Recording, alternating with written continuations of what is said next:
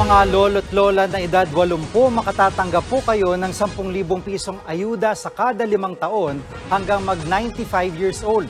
Bahagi ng isinabatas na Expanded Centenarian Law. Nasa frontline ng balitang yan si Rainiel Pawi. Sa edad niyang 80 taon, halos araw-araw pa rin kung mamasada si Lolo Pablo bilang tricycle driver sa Maynila. Kailangan niya kasi ng pambili ng gamot para sa iniindang sakit sa bato at pagsasali ng dugo. Kaya naman laking tuwa ni Lolo Pablo nang marinig ang balitang may matatanggap na 10,000 piso mula sa gobyerno ang mga tulad niya. Pagka nabigyan po ako dyan, binibili ko po ng mga gamot saka yung pagkain namin. Kaya kailangan, pag kumayod ka, pag hindi ka kumayod, talagang mahihirapan ka sa buhay.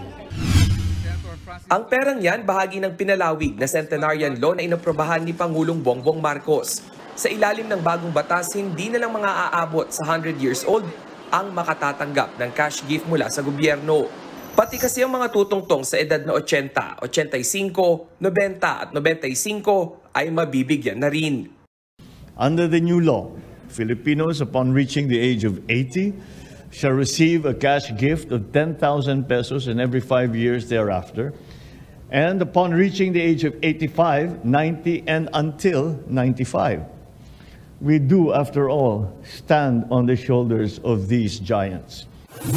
Buwan naman ang makakatanggap niyan ang mga magdiriwang ng mga nasabing kaarawan nila ngayong taon. Dahil kasado na ang budget ng gobyerno ngayong taon, ayon kay Senior Citizen Party List Representative Rodolfo Ordanes, pwedeng kunin ang cash gift mula sa unprogram funds. Yun nga lang, hindi retroactive ang naturang batas. Ibig sabihin, ang mga nasa edad na lampas na sa mga nabanggit ay di kasama sa mga mabibigyan. Kaya ang mga gaya ni Tatay Cleo na 81 years old, may 4 na taon pang hihintayin bago mabiyayaan. Malaking tulong pa man din ito sa pang-araw-araw niyang gastusin, lalo't mag-isa na lang siya sa buhay. Binabayad ko po sa inuutang ko pong pagkain po, isang beses nga lang po ako kumakain, tanghalian lang po. Almusal po wala, hapunan wala.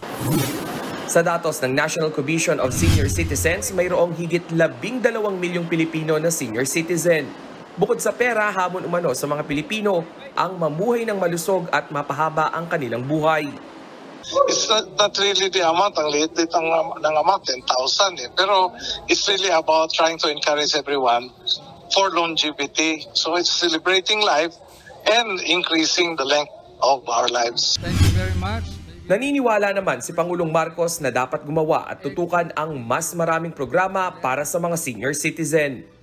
But they deserve more than cash in an envelope. What they should get is the support infrastructure that every society owes to its graying population. Nagbabalita mula sa Frontline, Rainiel Pawid, News 5.